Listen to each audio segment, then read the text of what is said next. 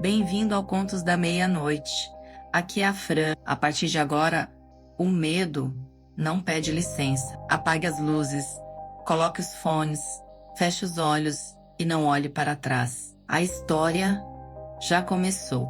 O prédio estava oficialmente desativado havia anos, mas as luzes do terceiro andar permaneciam acesas naquela noite. Entramos por causa da chuva forte e da pane no carro. A portaria estava aberta, sem vigia, sem registros recentes. O elevador funcionava, mas não respondia aos botões corretamente. Subia sozinho, parando em andares não selecionados. O cheiro de produto químico antigo misturava-se ao de mofo. A sensação imediata foi de estar entrando em um lugar que não aguardava visitas. No segundo andar, os corredores eram longos demais para o tamanho externo do prédio. As portas estavam numeradas fora de sequência. Algumas tinham marcas profundas, como arranhões feitos de dentro para fora. O elevador fechou antes que pudéssemos impedir. As luzes piscaram, mas não apagaram. O silêncio era quebrado apenas por um ruído distante, semelhante a algo sendo arrastado lentamente por piso metálico. Não vinha de um ponto fixo, mudava de direção sem aviso. Tentamos usar a escada, mas a porta corta-fogo não abria completamente. Algo a bloqueava pelo outro lado, sem peso suficiente para ser pessoa. Apenas resistência firme. Um dos meus dedos começou a formigar ao tocar o metal. A dormência subiu pelo braço. O ruído de arrasto cessou por alguns segundos. Tempo suficiente para provocar expectativa física. Quando o Bolto estava mais próximo, a iluminação do corredor pareceu encolher, deixando sombras longas demais para a distância real. Uma câmera de segurança girou sozinha, acompanhando nosso deslocamento. O monitor na parede mostrou imagens atrasadas, como se o tempo estivesse desalinhado. Em uma delas, aparecíamos parados, mesmo já tendo passado. Atrás de nós, uma forma alta surgia parcialmente, humanoide, mas com membros alongados demais. Os olhos refletiam a luz branca, de forma amarela. Ao percebermos isso, o monitor desligou. O ruído voltou, agora claramente circular, descrevendo o corredor inteiro. A temperatura caiu abruptamente. A respiração ficou visível. As portas começaram a vibrar. Não todas, apenas as mais próximas. Cada vibração causava dor aguda nos ouvidos. O som de asas dobrando ecoou brevemente.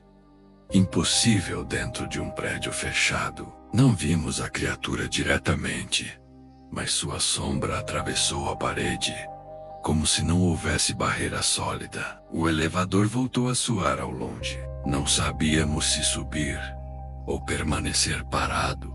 Era mais perigoso naquele ponto. Decidimos seguir em direção ao elevador, guiados apenas pelo som distante do motor antigo. Cada passo exigia esforço, como se o ar estivesse mais denso. O corredor parecia se alongar à medida que avançávamos. As luzes atrás de nós apagavam uma a uma, sem estalo, apenas desaparecendo. O ruído de arrasto nos acompanhava em paralelo, separado por paredes finas demais para bloquear o som. A sensação era de perseguição sem pressa, confiante demais para correr. Quando alcançamos o elevador, as portas estavam abertas, mas o interior parecia profundo demais. O painel não exibia números, apenas símbolos apagados. Ao entrar,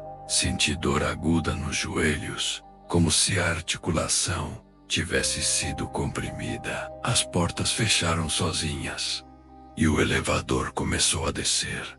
apesar de estarmos no segundo andar. O ruído de asas voltou, mais claro, misturado ao som dos cabos, tensionando, além do limite normal de funcionamento. O elevador parou bruscamente entre andares. As luzes internas piscaram, revelando por segundos uma sombra grudada ao teto da cabine. Não havia peso adicional, mas a sensação de pressão aumentou. A sombra tinha contorno humano, porém alongado, com algo semelhante a membranas dobradas junto ao corpo. Os olhos refletiram brevemente a luz de emergência. Um dos meus companheiros começou a sangrar pelo nariz, sem sentir dor imediata, apenas tontura intensa e perda de equilíbrio. As portas se abriram para um andar inexistente. O corredor era idêntico ao anterior, mas mais estreito. As paredes apresentavam marcas recentes, ainda úmidas, como se algo tivesse passado ali pouco antes.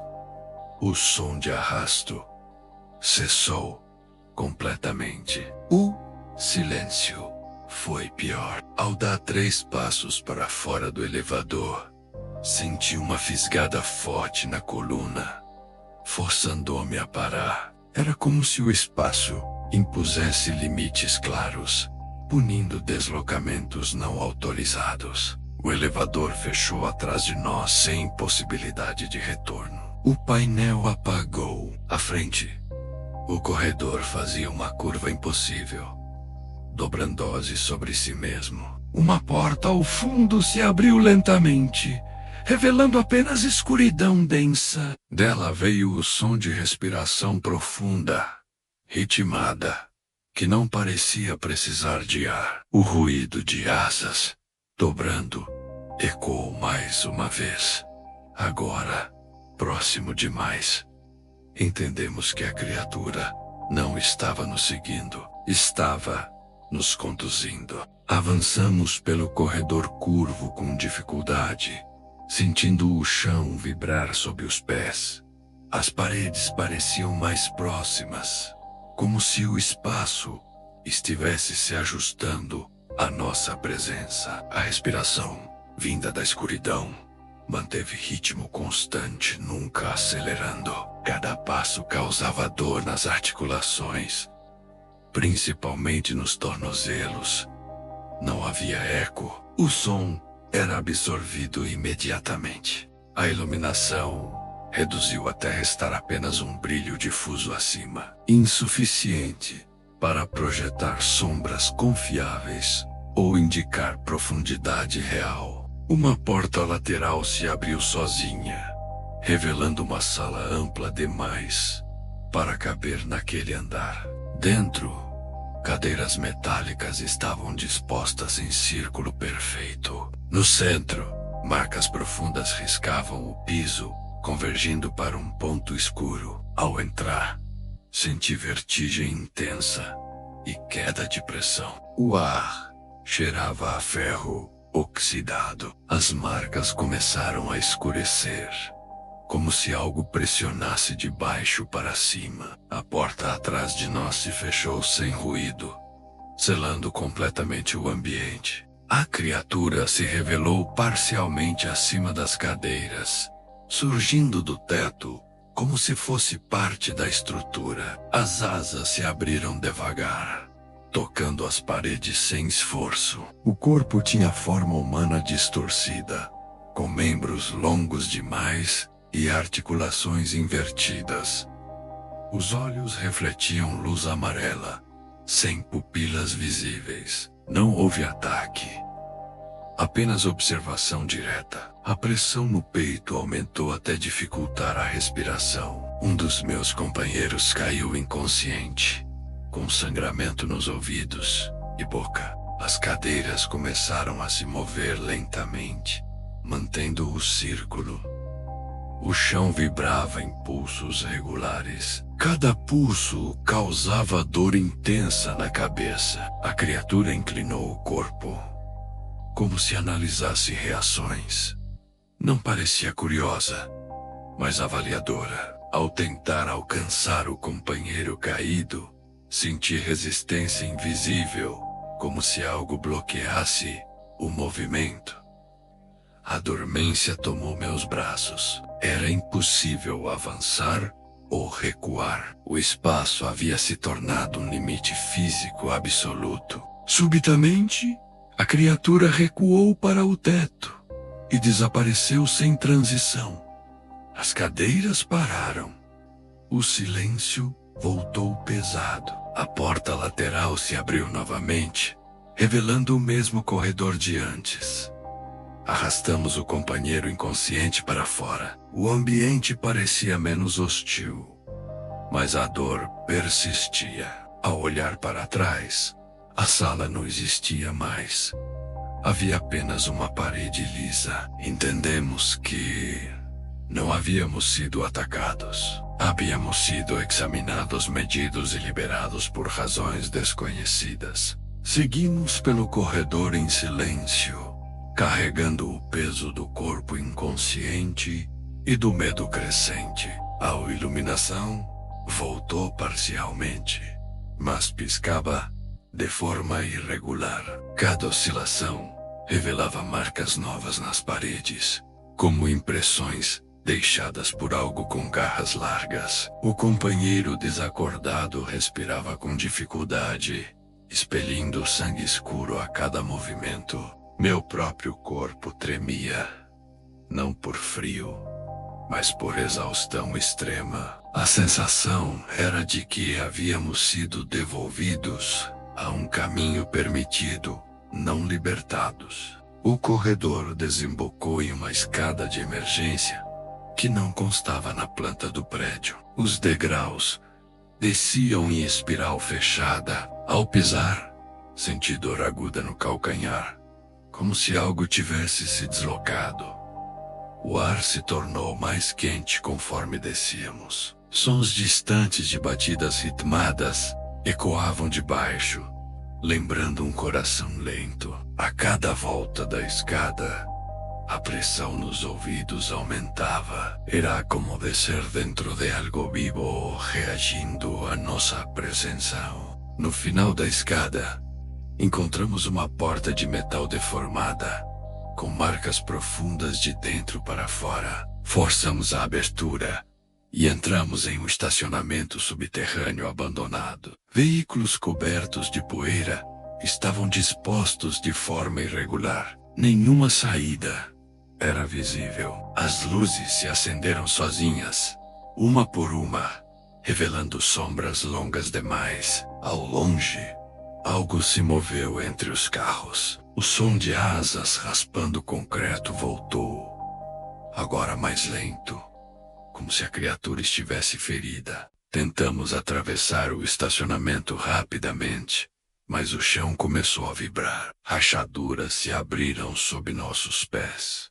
O companheiro inconsciente despertou gritando, relatando dor intensa nas costas. Ao olhar, vimos marcas simétricas surgindo sob a pele, como se algo estivesse pressionando de dentro. As sombras ao redor começaram a se mover, de forma independente das fontes de luz. A criatura surgiu entre dois veículos, erguendo-se com dificuldade, as asas arrastando no chão, olhos brilhando em amarelo intenso.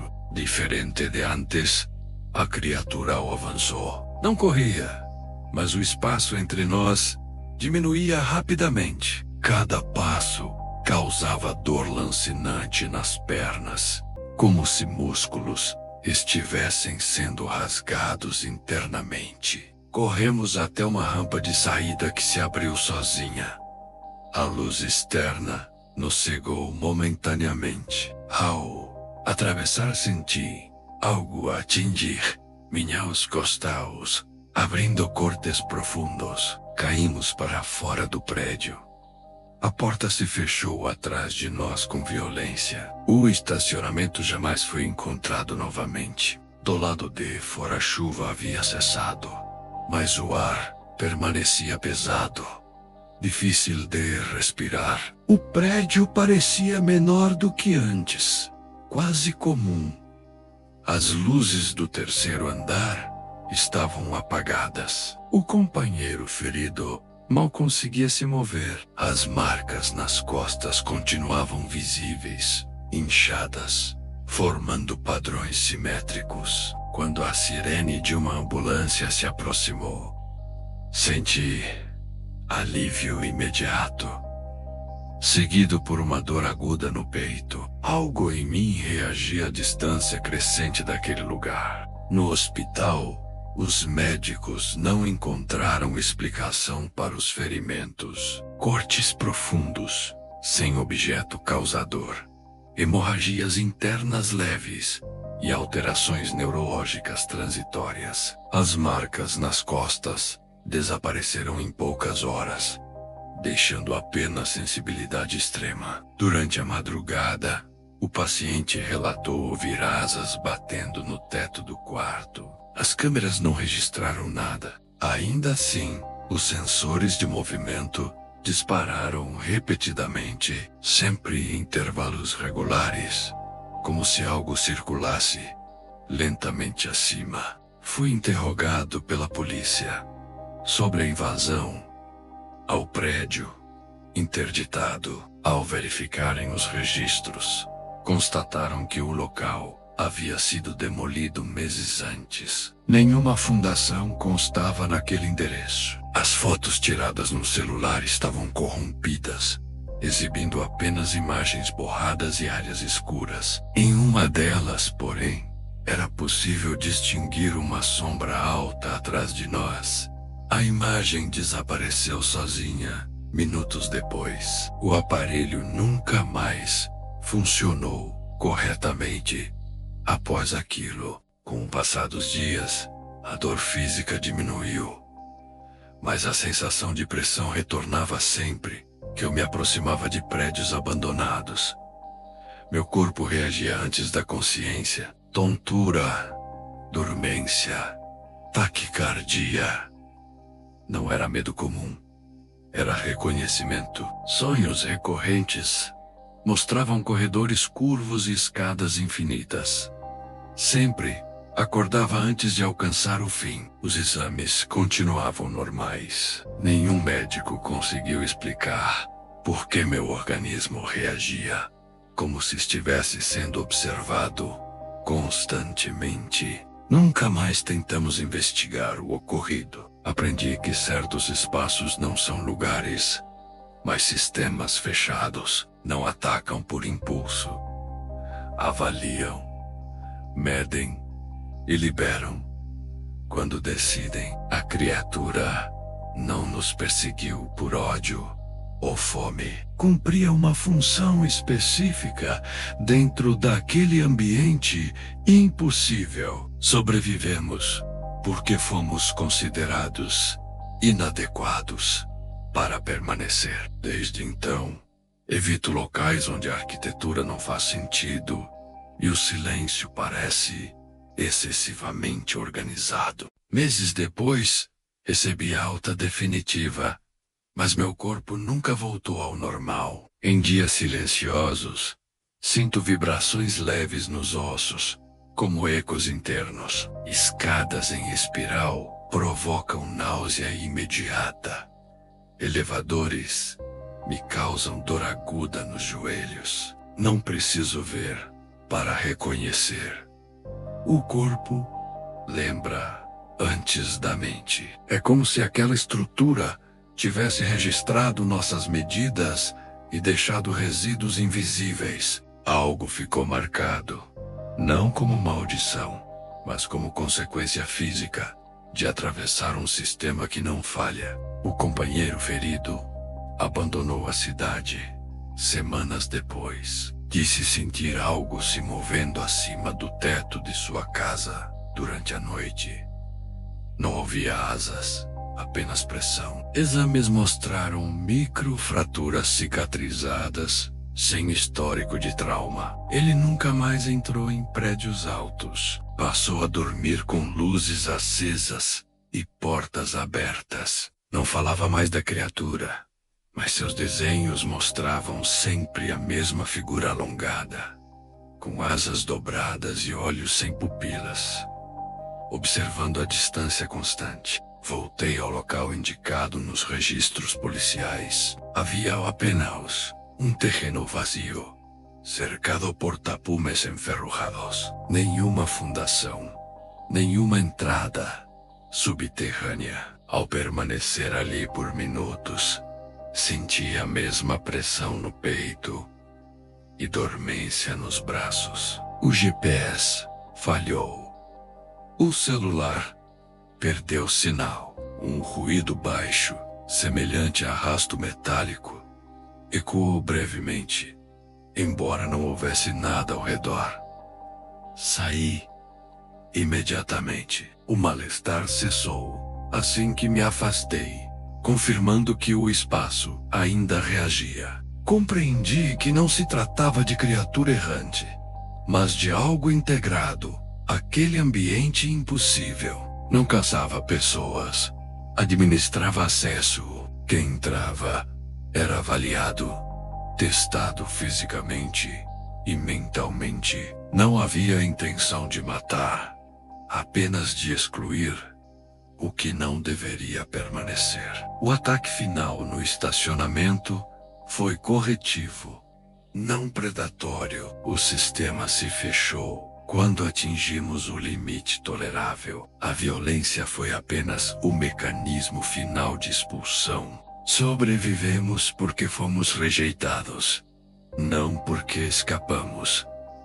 Isso é o que mais assusta. Não houve vitória, apenas liberação. Desde então, evito lugares onde a arquitetura parece maior por dentro, onde corredores não terminam como deveriam e onde o silêncio é organizado demais. Alguns espaços não foram feitos para abrigar pessoas, apenas para funcionar. Quando alguém entra por engano, o próprio lugar decide se você sai andando ou carregando marcas que nunca aparecem em exames. A trilha não constava mais nos mapas atualizados, mas moradores locais garantiram que ainda era usada por caçadores. Éramos 5 amigos, experientes em caminhada, e iniciamos a subida no início da tarde. O clima mudou rápido demais. A mata fértil, o silêncio ficou pesado e os sons naturais desapareceram. O GPS começou a errar distância e altitude. Ainda assim, seguimos. A sensação era de estar entrando em um lugar que não gostava de visitantes prolongados. Após 2 horas, percebemos pegadas humanas recentes no barro, paralelas às nossas. Não eram botas comuns. O passo era irregular, arrastado em alguns trechos. Chamamos, achando que fosse outro grupo. Ninguém respondeu. O rádio não funcionava mais. Decidimos acelerar, mas a trilha parecia se dividir sem aviso. Em uma curva fechada, perdemos 2 do grupo de vista. O eco da mata abafou qualquer tentativa de comunicação verbal imediata. Tentamos reencontrá-los voltando. Alguns metros mais, o caminho parecia diferente. Árvores marcadas não estavam mais lá. Um dos amigos começou a relatar tontura e dor na nuca. Foi quando ouvimos passos rápidos. À nossa esquerda, claramente humanos, mas fora do ritmo de corrida normal. Algo nos observava de perto. Gritamos novamente pelos 2 desaparecidos. A resposta veio em forma de um grito curto, interrompido abruptamente, seguido de silêncio absoluto. Entramos em pânico controlado e avançamos na direção do som. A trilha ficou mais estreita, forçando passagem em fila. Em um trecho inclinado, encontramos uma mochila rasgada, reconhecida imediatamente como sendo de um dos amigos. Havia sangue fresco na lateral e marcas de arrasto em direção ao mato fechado. Antes que pudéssemos reagir, Um homem surgiu entre as árvores, imóvel, observando, roupas sujas, olhar vazio, respiração lenta demais. Ele não falou nada, apenas deu um passo à frente e desapareceu entre a vegetação com rapidez impossível para o terreno. O medo virou urgência. Decidimos nos separar contra qualquer protocolo, tentando alcançar ajuda. Foi o pior erro. A mata pareceu se fechar atrás de nós. Os sons de passos voltaram, agora mais próximos. Um dos amigos tropeçou e caiu. Ao ajuda Lu, ouvimos algo se aproximando em corrida pesada. O ataque veio rápido, violento e definitivo. Corremos sem direção definida, guiados apenas pelo instinto.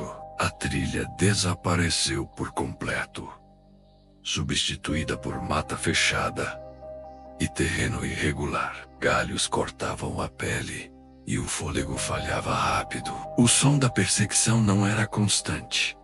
Surgia em explosões curtas, como se o sujeito calculasse quando acelerar. O amigo ferido mancava, deixando rastros visíveis. Tentamos carregá-lo, mas o peso e o pânico tornaram o avanço lento demais para aquele ambiente hostil. Paramos ao ouvir um assobio curto, humano, vindo logo atrás. Não parecia chamado, parecia abisso. O sujeito surgiu novamente entre as árvores, agora mais próximo. O rosto era magro demais, olhos fundos, expressão vazia. Não empunhava arma visível. Ainda assim, o medo era absoluto. Ele inclinou a cabeça, como quem analisa a presa. Quando avançou, foi rápido demais. O amigo que mancava foi alcançado primeiro. O grito durou segundos. Depois, apenas impacto e silêncio. O padrão. Não tivemos coragem de voltar. A culpa se misturou ao terror. Seguimos correndo até o corpo falhar. O terreno descia abruptamente, levando a um vale fechado. A vegetação estava quebrada, como se algo passasse ali com frequência. Encontramos o segundo amigo desaparecido caído entre pedras, já sem sinais vitais. Havia marcas profundas no pescoço e no tórax. Não parecia ataque de animal. Era preciso, direcionado, humano demais para ser instinto. O som de passos voltou, agora lento, deliberado. Estávamos presos entre o vale e a mata fechada. O sujeito surgiu novamente, sujo de sangue, que não parecia todo recente. Não demonstrava pressa. Caminhava em linha reta, ignorando obstáculos. Um de nós tentou enfrentá-lo com um galho. Foi inútil. O ataque foi direto, violento, sem hesitação. O corpo caiu pesado. Não houve grito prolongado, apenas um impacto seco seguido de respiração ofegante, que não era nossa. Fugi sozinho, movido por puro reflexo. Rolei por uma encosta, batendo o corpo contra pedras, até perder a noção exata do caminho. A perseguição cessou de repente. Não houve corrida final, apenas abandono. Horas depois, fui encontrado por equipes de resgate em estado de choque. Relatei tudo. 2 corpos foram recuperados. Um nunca foi encontrado. As autoridades classificaram como ataque humano não identificado. A trilha foi oficialmente fechada. O sujeito jamais foi localizado.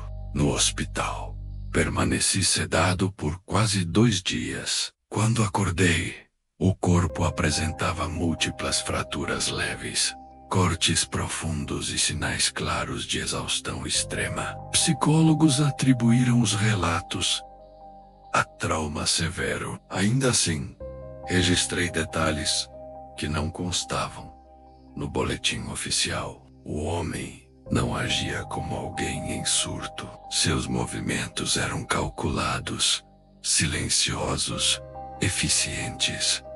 Não demonstrava raiva nem urgência. Caçava como alguém que conhecia cada metro daquela mata. Durante as buscas finais, equipes relataram sensação constante de estarem sendo observadas. Trilhas surgiam e desapareciam. Equipamentos perdiam o sinal.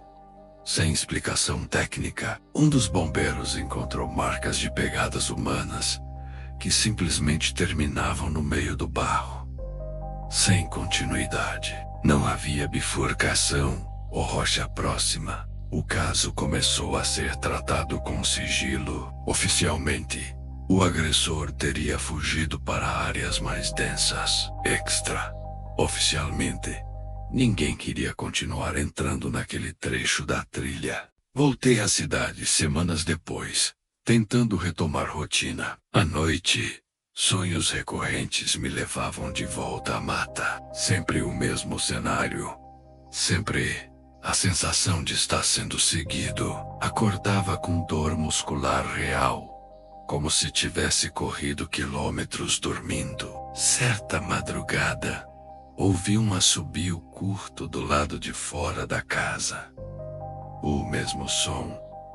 Gravei o áudio. Ao reproduzir o arquivo estava vazio, mas o medo permaneceu físico, imediato e paralisante. As famílias das vítimas pressionaram por respostas. Laudos confirmaram morte por agressão humana, força acima do normal, precisão incomum.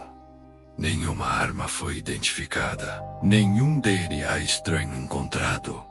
Apenas pele humana sob as unhas. O terceiro corpo nunca apareceu. Oficialmente considerado desaparecido, oficiais locais passaram a evitar o assunto. Um deles me disse, em voz baixa, que aquela trilha tinha histórico antigo de sumiços, sempre atribuídos a acidentes, até os padrões começarem a se repetir. Passei a evitar áreas verdes, trilhas e até parques urbanos. O corpo reage antes da mente. Qualquer som ritmado atrás de mim acelera o coração de forma descontrolada. Não acredito que o sujeito tenha sido preso ou morto. A forma como ele abandonou a perseguição indica escolha. Não falha. Ele decide quando começa e quando termina. A trilha foi fechada, mas sei que isso não encerra nada, apenas muda o ponto de entrada. Meses depois, um grupo de pesquisadores tentou acessar a área fechada sem autorização. 2 desistiram após ouvir sons de passos, acompanhando o deslocamento, mesmo sem contato visual. Um terceiro retornou, em estado de choque, relatando ter visto um homem parado entre as árvores, imóvel por longos minutos. Quando tentou fotografar, o sujeito desapareceu sem ruído. O equipamento apresentou falha total. O relato nunca foi oficialmente registrado, mas circulou entre equipes de resgate locais como alerta informal. Um guarda florestal veterano me procurou após reconhecer meu nome no relatório antigo. Disse que aquela trilha nunca foi apenas um caminho. Era um corredor natural, usado há décadas por alguém que conhecia bem o terreno. Relatos antigos falavam de um morador isolado nunca localizado, que surgia quando grupos se afastavam demais das rotas principais. Mortes eram atribuídas a quedas ou animais. Ele afirmou que o erro sempre foi acreditar que o perigo vinha da mata e não de quem se movia dentro dela. Voltei a receber mensagens anônimas semanas depois, coordenadas, fotos borradas da trilha, gravações de áudio com assobios curtos. Nunca responde. O corpo reagia com náusea imediata, só de abrir os arquivos. Uma das imagens mostrava uma mochila idêntica à do amigo desaparecido, pendurada em um galho alto demais para acesso comum. A foto foi apagada minutos depois de aberta. Não havia remetente identificável. Alguém queria provar que o local continuava ativo. Notícias locais relataram um novo desaparecimento. Meses depois, oficialmente tratado como acidente. Um excursionista solo não retornou. As buscas encontraram apenas rastros interrompidos e marcas de arrasto semelhantes às do nosso caso. Nenhum ataque animal foi confirmado. O padrão se repetia com precisão inquietante. A trilha já não existia nos mapas públicos, mas continuava sendo usada por curiosos e caçadores. O sujeito parecia agir apenas quando havia separação, isolamento e tempo suficiente para observar. Antes do ataque, compreendi que não sobrevivi por sorte, mas por decisão alheia. O perseguidor escolheu encerrar a caçada quando quis. Não havia pressa, nem erro, apenas controle absoluto do espaço e do tempo do ataque. Ele não precisava eliminar todos. Bastava marcar o local com mortes suficientes para manter o ciclo de medo. A trilha permanece fechada oficialmente, mas sei que não está vazia. Alguns lugares não abandonam quem entra, apenas aguardam o momento certo para agir novamente. Fui chamado a prestar novo depoimento. Quase um ano depois, um perito encontrou um objeto enterrado próximo ao vale. Um canivete enferrujado, reconhecido como sendo de um dos amigos mortos. A lâmina apresentava desgaste incompatível com o tempo de desaparecimento. Parecia ter sido usada recentemente. Nenhuma digital aproveitável foi coletada. O detalhe mais inquietante foi a posição do objeto cravado verticalmente no solo, como se marcasse um ponto específico da trilha. Após esse achado, as autoridades suspenderam novas buscas.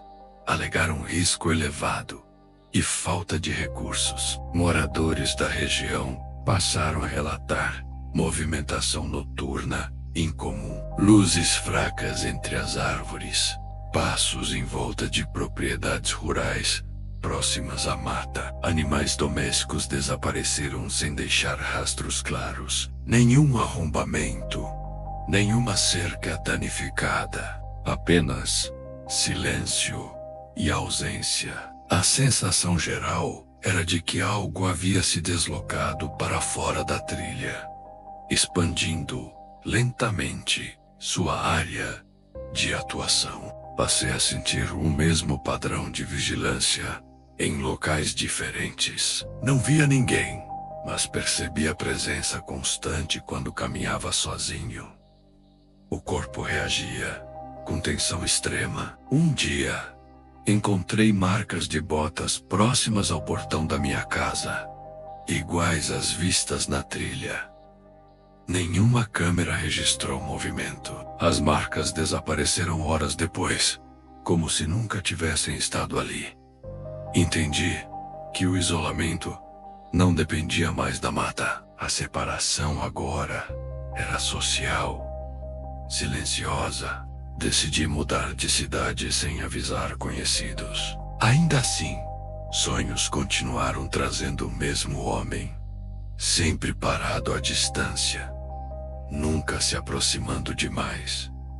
Não havia raiva no olhar, apenas paciência. Psicólogos chamaram de transtorno pós-traumático persistente. Discordo. O medo não vinha de lembrança, mas de antecipação. Era a certeza de que ele sabia onde eu estava, mas aguardava algo específico para agir novamente, como fazia na trilha, observando antes de escolher. 2 morreram naquela mata.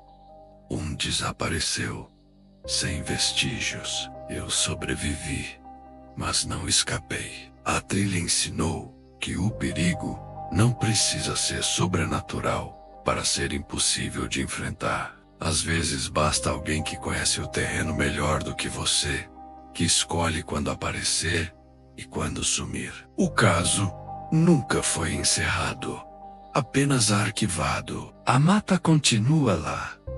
E eu sei que em algum ponto ele também continua, aguardando outro grupo errar o caminho. Anos se passaram desde aquele dia, mas o corpo nunca esqueceu a trilha. Ao ouvir relatos de caminhadas isoladas, sinto o mesmo aperto no estômago e tensão nos ombros.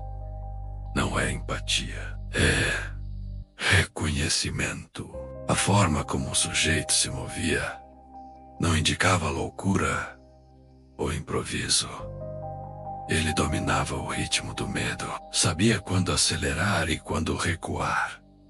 A mata era a extensão do próprio corpo. Entrar ali foi como atravessar território controlado, não espaço abandonado. Arquivos públicos mostram outros casos semelhantes, em regiões diferentes, sempre com o mesmo padrão. Grupos separados, perseguição silenciosa, mortes precisas e ausência de provas conclusivas.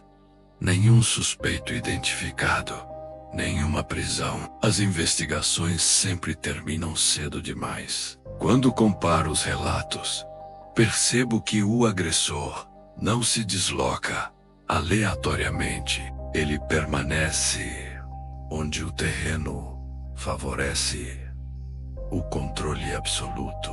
A trilha não foi escolhida por acaso. Ela foi moldada para funcionar como armadilha natural. O mais perturbador é entender que não houve erro de percurso.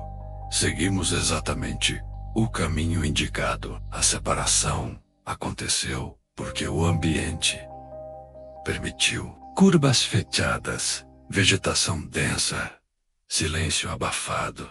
Tudo contribuiu. O sujeito apenas explorou isso com eficiência. Não gritou, não ameaçou, não correu desnecessariamente. Ele sabia que o medo faria o trabalho. A trilha não precisava ser longa. Bastava tempo suficiente para observar, escolher e agir quando o grupo já estivesse vulnerável. Nunca mais voltei àquela região. Ainda assim, sinto que o episódio não terminou ali. Às vezes, ao caminhar sozinho em ruas vazias, percebo passos fora de ritmo atrás de mim. Nunca vejo ninguém. Pode ser paranoia, pode não ser. Aprendi que sobrevivência nem sempre significa escapar. Às vezes, significa apenas continuar vivendo, com a certeza de que alguém decidiu poupar você, sem explicar o motivo, e que essa decisão pode não ser definitiva. Este relato não é aviso, nem pedido de ajuda. É registro. 2 pessoas morreram porque acreditaram que trilhas são apenas caminhos. Uma desapareceu porque se afastou por segundos. Eu sobrevivi porque o perseguidor decidiu encerrar a caçada. Não houve heroísmo, nem confronto justo, apenas domínio do espaço e paciência. A mata continua lá, silenciosa e comum aos olhos de quem passa. Mas alguns lugares não escondem monstros. Eles oferecem condições perfeitas para quem escolhe se tornar um.